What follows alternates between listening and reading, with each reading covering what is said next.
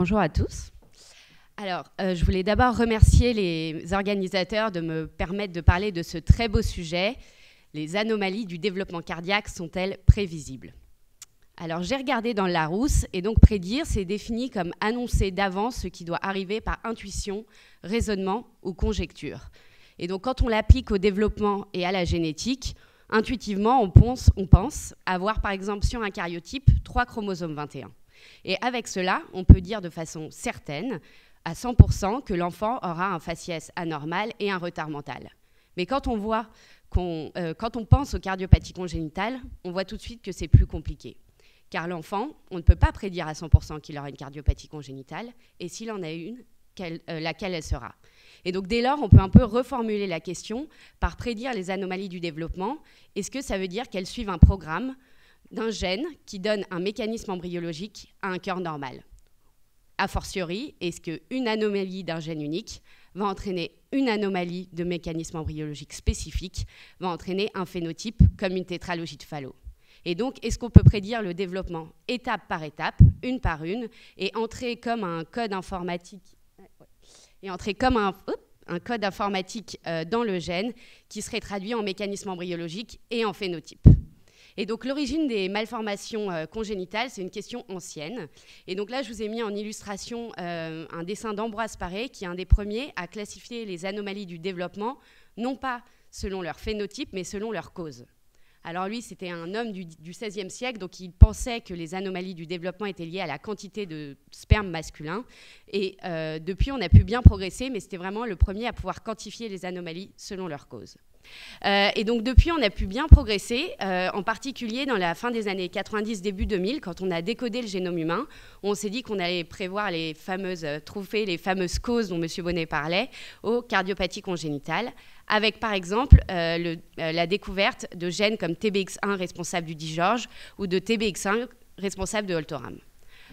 Et donc à ce moment-là, on s'est dit que les anomalies du développement et cardiaque allaient peut-être pouvoir être prévisibles. Cependant, force est de constater que 20 ans après, ces espoirs sont déçus. Là, je vous montre un diagramme qui montre les causes génétiques connues des cardiopathies congénitales. Et ce qui est tout de suite frappant, c'est de voir que seulement 35% de ces causes peuvent être expliquées par la génétique et seulement 3% par des gènes uniques. Et donc, devant ça, on se dit que la génétique ne paraît vraiment pas seule suffisante à pouvoir prédire ces anomalies. Deuxième preuve à l'encontre de la génétique comme prédiction seule, c'est les études sur les jumeaux monozygotes. Donc il y a plusieurs cohortes qui ont été suivies, et en dehors des syndromes transfuseurs-transfusés, il y a par exemple dans cette cohorte de San Francisco, 17 paires de jumeaux monozygotes qui étaient discordants pour des cardiopathies congénitales. Donc même programme génétique, mais un des deux avait une cardiopathie et l'autre non.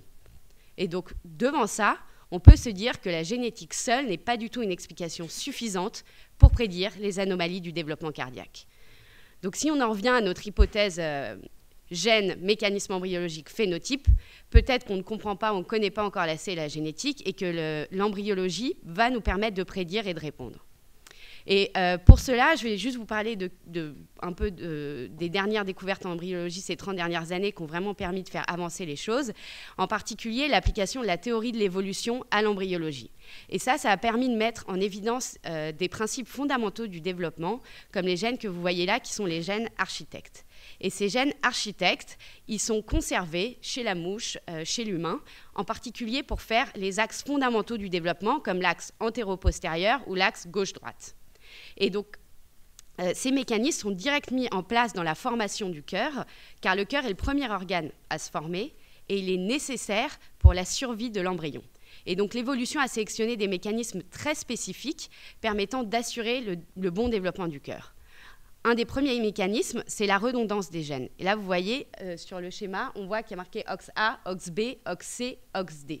Donc plusieurs fois le même gène pour être sûr que si un présente une erreur ou une mutation, le relais soit pris par d'autres. Deuxième mécanisme sélectionné par l'évolution, c'est la régulation spatio-temporelle extrêmement précise de ces gènes architectes. Donc là, c'est un exemple en vert, c'est l'expression d'un de ces gènes, OXB1. Et vous voyez que là, dans la queue, il est exprimé très fortement en arrière du cœur, donc dans les progéniteurs du cœur, ainsi qu'ici dans un rhombomère. Et cette régulation très très fine va permettre d'assurer un développement très robuste. Et donc on n'analyse plus le gène lui-même, mais l'expression du gène. Et donc pour cela, ont été développées des techniques de biologie moléculaire, donc d'in situ. Ça, c'est la première in situ sur des cellules de Xénope. Depuis, les techniques ont beaucoup progressé. Et donc ça, c'est des techniques récentes où on peut transpariser l'embryon, donc on enlève tous les lipides et donc on peut l'analyser avec un microscope 3D et on voit que chaque petite molécule blanche, c'est en fait une molécule d'ARN. Donc on peut analyser chaque expression de gène de façon temporospatiale extrêmement précise en 3 dimensions. Et donc ces techniques ont permis de mettre en évidence le développement cardiaque précoce du cœur avec les découvertes début des années 2000 des 2 champs cardiaques, le premier champ et le deuxième champ cardiaque, les progéniteurs du cœur, ainsi surtout que les axes principaux du développement. L'axe antéro-postérieur avec l'acide rétinoïque dans le champ cardiaque, mais aussi l'axe droit-gauche. Et ces découvertes, en fait, ont été fondamentales pour entraîner la prédiction des phénotypes, car elles ont permis de créer et d'analyser des mutants de souris. Et là, je vous ai mis un exemple vraiment très beau de mutants de souris qui ont permis de mieux comprendre les cardiopathies congénitales. C'est le papier qui a montré que l'ablation des crêtes neurales ont entraîné des cardiopathies conotroncales et donc ont montré ce spectre de cardiopathie lié à un seul mécanisme embryologique. Et depuis les années 80, l'analyse de ces phénotypes de mutants de souris a pu vraiment progresser, car maintenant, on a des mutants pour des cardiopathies aussi complexes que le cœur en criss-cross qu'on peut analyser en 3D et comparer à de l'anatomie 3D humaine. Donc, l'analyse embryologique a vraiment permis de progresser grâce aux mutants de souris et de leur analyse. Cependant, elle connaît des limites. La première limite qu'on voit, c'est qu'un seul gène, donc une mutation de un seul gène, peut entraîner différents phénotypes embryologiques. Là, je vous montre l'exemple du gène nodal, celui qui donne le signal gauche à l'embryon. Et on voit que le même mutant, donc la même mutation, peut entraîner une position ici du ventricule droit embryologique vers la gauche, vers la droite, et pareil sur le ventricule gauche, il peut être vers la gauche ou vers la droite. Donc 4 phénotypes pour un même mutant. Deuxième limite, un même mécanisme embryologique peut être lié à plusieurs gènes. Donc même mécanisme, mais plusieurs gènes qui l'entraînent. Et donc là, je vous montre, par exemple, c'est le raccourcissement de la voie d'éjection. Et je suis présent chez un mutant qui a un problème d'un gène architecte OXB1, un problème d'un gène progéniteur du cœur ILET1 ou un problème d'acide rétinoïque. Donc exactement le même mécanisme embryologique peut être créé par plusieurs gènes. Enfin, dernière limite, une malformation peut être liée à plusieurs mécanismes embryologiques. Et ça, c'est une étude récente de 2020 qui montrait que sur des mutations ciliaires, on a 2 types de CAV complets, donc complètement hors de trisomie 21, qui peuvent être liés à 2 mécanismes embryologiques foncièrement différents associés ou non à l'hétérotaxie. Et donc, la compréhension de ces mécanismes embryologiques isolés ne permet pas non plus de prédire le phénotype. Donc, si on en revient à notre hypothèse, on voit qu'on a besoin de l'interaction entre la génétique et l'embryologie pour essayer de prédire et de mieux comprendre le phénotype. Donc, pour cela, on fait appel à l'épigénétique. L'épigénétique, ça regroupe l'ensemble des facteurs qui vont pouvoir modifier le génome existant, que ce soit des facteurs environnementaux ou des facteurs intrinsèques de régulation du génome.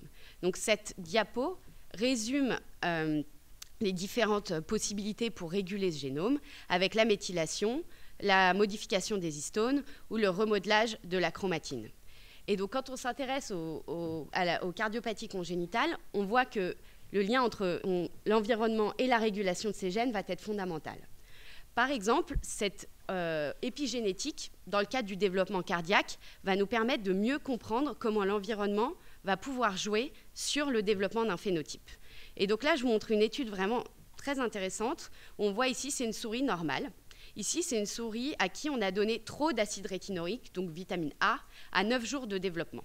Et en fait, on se rend compte que ce phénotype, il n'est pas créé par trop d'acide rétinoïque à 9 jours, mais par le défaut que va entraîner cet excès d'acide rétinoïque à 9 jours, à 10 jours et 11 jours. Et quand on redonne de la vitamine A aux souris à 10 jours et 11 jours, celles à qui on en a donné trop, elles récupèrent un phénotype normal. Et donc, en fait, de bien comprendre cette cascade de développement, ça nous permet de mieux la prédire. Donc, le traitement de trop d'acide rétinoïque serait encore plus d'acide rétinoïque le lendemain. Ce qui est encore plus intéressant quand on s'intéresse au développement, c'est qu'en fait, cet environnement, il peut agir avec des prédispositions génétiques qui existent déjà. Donc, par exemple, dans cette étude, les chercheurs ont pris un phénotype de souris qui ne développait pas du tout systématiquement une cardiopathie, mais qui avait quand même une prédisposition génétique, et ont rajouté une anémie. Et en rajoutant une anémie, la fréquence des cardiopathies chez cette souris était beaucoup plus importante en dehors de comparée à l'anémie elle-même. Et en fait, prédisposition plus anémie entraînait presque à 100% un phénotype de cardiopathie. Et donc, pour essayer de comprendre comment cet environnement va jouer sur la régulation des gènes, il faut s'intéresser aux petites parties du génome qui permettent de réguler les gènes. Et ces petites parties du génome, ça s'appelle les enhancers. Donc là, c'est un schéma qui montre les différents types d'enhancers qui peuvent être plus ou moins près du gène. Et en fait, il faut vraiment les imaginer comme des sortes d'interrupteurs qu'on va pouvoir allumer sur un même gène à différents moments du temps et de l'espace du développement. Et ces enhancers, ce qui est vraiment intéressant, c'est qu'ils sont maintenant, on sait qu'ils sont positionnés dans une configuration 3D. Le génome, on ne le voit plus comme linéaire, on le voit en 3D, et donc ils peuvent être très loin du gène, et donc c'est des bouts de génome qu'on est en train de plus en plus analyser. Ainsi, des chercheurs ont repris des cœurs d'embryons humains et ont recherché des nouveaux enhancers de gènes bien connus comme NKX 2.5 pour essayer de mieux comprendre le développement. Et donc l'ensemble de cette analyse a permis de montrer qu'une malformation cardiaque ne serait pas liée à un gène, mais à un réseau de gènes. Et un exemple expérimental est prouvé dans cette étude où en fait les chercheurs ont combiné deux mutations, une mutation pour des anomalies de parois du VG et une mutation de valve aortique. Tous les deux donnaient des phénotypes peu pénétrants et peu importants. Et quand on mettait ces deux mutations chez une souris, on arrivait à avoir un spectre d'hypoplasie du cœur gauche. Et donc, quand on réfléchit à ce type d'interaction pour expliquer les malformations, on voit qu'on peut visualiser vraiment les anomalies du génétique au développement comme des malformations de réseau et utiliser toute la biologie de système qui est à nos dispositions, c'est-à-dire l'analyse génomique, transcriptomique, protéomique, pour essayer de mettre en relation des gènes qu'on pensait n'avaient aucune relation. Et donc là, c'est une utilisation de la biologie de système sur l'hypoplasie du cœur gauche, où c'est un réseau de gènes impliqués dans l'hypoplasie du cœur gauche qui trouve que ces réseaux de gènes du développement seraient aussi impliqués dans des anomalies cérébrales. Et donc c'est vraiment le début de l'utilisation de la biologie de système dans les cardiopathies congénitales. Et quand on voit un tel niveau de complexité, on se dit que c'est seulement en utilisant des nouveaux outils, comme M. Bonnet en a parlé, l'intelligence artificielle et le machine learning, qu'on va pouvoir analyser ces types de datasets, de sets de données, pour pouvoir mieux comprendre les cardiopathies et la génétique liée à celles-ci. Donc si on reprend notre modèle, on voit que maintenant on sait que l'environnement et les interactions entre l'embryologie et le gène unique vont nous aider à prédire les cardiopathies, mais en aucun cas nous permettent de le prédire à 100% et de prédire à 100% quel réseau de gènes va donner quelle cardiopathie. Et donc, pour essayer d'avancer, on s'intéresse plutôt à la dernière partie, de dire, en effet, toutes ces causes sont extrêmement difficiles à disséquer une par une, et donc on va essayer, comme disait le physicien célèbre, de reproduire Richard Feynman, qui est très célèbre, qui était physicien en 1960, dans les années milieu du XXe siècle, qui a participé à la création de la bombe atomique, et qui disait « ce que je ne peux pas créer, je ne peux pas le comprendre ». Et il parlait de problèmes trop complexes pour comprendre chaque intrication, et donc il fallait reproduire. Et donc pour prédire, est-ce qu'on peut reproduire les cardiopathies dans un tube à essai? Et donc pour ça, je vais vous parler de 3 études qui sont récentes, qui ont moins de 2 ans, et qui ouvrent vraiment une nouvelle voie de l'embryologie. La première étude, c'est une étude israélienne, où les chercheurs ont cherché à faire de la culture d'embryons de souris, mais sur du long terme. Et donc ils ont utilisé le setup que je viens de vous montrer. Et donc, on a une culture d'embryons de souris du début du développement cardiaque à la fin du développement cardiaque, sur 6 jours. Jusqu'à maintenant, on pouvait cultiver des embryons sur 1 journée, 2 journées maximum. Et donc, la possibilité de cultiver des embryons sur le long terme, ça permet d'intervenir à chaque étape du développement et d'analyser à chaque étape du développement sans avoir toutes les conditions externes.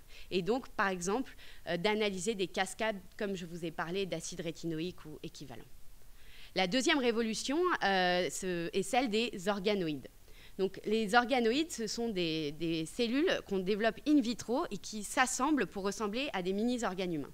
Et donc, les organoïdes type cardiaque, cardioïdes, ont été publiés en 2021. Et ces cellules ont des propriétés très similaires aux cardiomyocytes, comme vous voyez, vu que là, elles se contractent. Et elles forment en fait une cavité.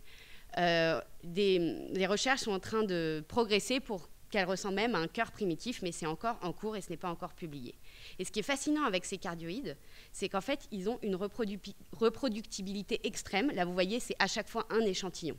Et cette reproductibilité extrême permet de justement jouer de façon très fine sur le génome ou les interactions protéine-protéine, mais de permettre d'utiliser cette loi des grands nombres, de reproduire sans avoir la variabilité génétique qu'on trouve chez des mutants, et donc de pouvoir pousser ces études omics de façon beaucoup plus loin que ce qu'on peut faire avec des mutants de souris. Et la dernière étude est très récente, date de janvier 2023, où les chercheurs ont vraiment fait une prouesse technique pour arriver, pour moi, vraiment une prouesse embryologique. Ils ont pris des zébrafiches, donc des poissons zèbres, et sont intéressés au nœud du poisson zèbre, donc le nœud avec les cils qui tournent pour donner le cil à gauche, et le signal à gauche. Et leur objectif était de bouger un cil. Donc ils ont mis les zébrafiches sous le microscope et ils ont utilisé une petite pince laser électronique pour bouger le cil. Ils ont pris ensuite des mutants en morpholino, des mutants qui n'avaient pas de signal droite-gauche et du coup chez qui le cœur était un tiers du temps à droite, un tiers du temps à gauche, un tiers du temps au milieu, et ont analysé le signal gauche du cœur et la position du cœur. Et donc juste pour vous donner une idée de la prouesse technique, c'est le cil qu'ils ont bougé et il fait 2 microns, donc moins de à peu près 100 fois le diamètre d'un cheveu. Donc c'est vraiment microscopique. Et ça, c'est le résultat de leur étude. Et donc on voit ici que chez les mutants chez les zébrafiches qui n'ont pas été injectés par ce qui enlevait le gène, l'ensemble du cœur est à gauche. Chez les zébrafiches où ils ont bougé le cil vers la gauche, presque l'ensemble du cœur est à gauche, ici en bleu. Et chez les mutants où ils ont bougé le cil vers la droite, 75% des mutants ont une dextrocardie. Donc quand on parle d'effet papillon, on bouge un cil et on arrive à avoir une position du cœur à gauche. Et donc sur cette très belle étude qui permet de reproduire une dextrocardie, je voulais répondre à la question qui m'avait été donnée. Est-ce que les anomalies du développement cardiaque sont-elles prévisibles? Avec ce programme gène unique mécanisme embryologique, je pense que non. Mais avec le développement de toutes les avancées embryologiques que je viens de vous montrer, et en particulier ces révolutions qui vont nous permettre de tenter de reproduire, j'espère qu'on pourra le faire dans un futur plus ou moins proche. Je vous remercie.